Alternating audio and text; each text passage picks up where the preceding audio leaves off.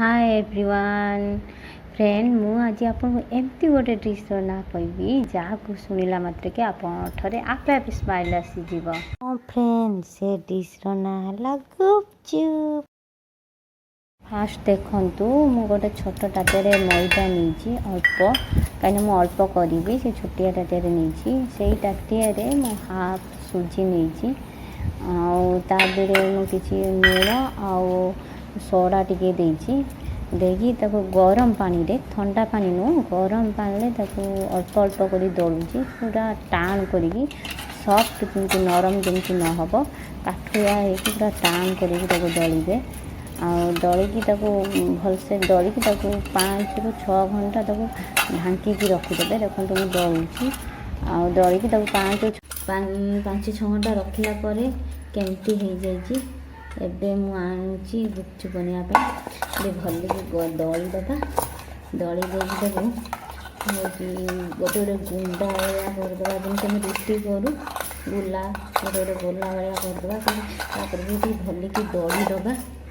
कि बड़ बड़ गोला कर रखी अटा बेला भाया आबे मु कड़े ऑयल देगी गैस सिम करके बसई सिम कर रखिए जमी अल्प तेल गरम हम बेसी तेल आम गरम दरकार नुह। एबे आम बेलिया स्टार्ट करवा छोट छोट कर काटी देके रखी छोट छोट एबे आम ऑयल पकेगा गैस सिम अच्छी बढ़ी ना आप सिम रखिकी पकेबे। देखो गोटे गोटे फुटिकी केमती ऊपर उठुची सबू तो फुलबनी ता भर गोटे गोटे रही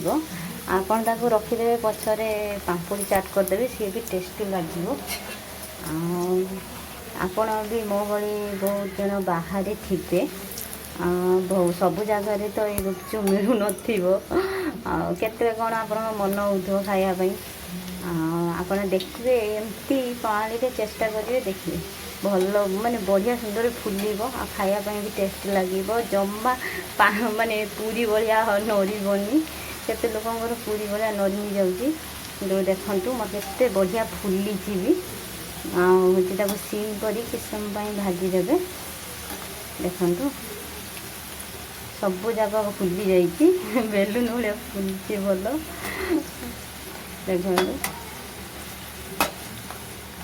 आगे सिम रखी भलसे भाजीदेवे हो गलानी काढ़ी देवी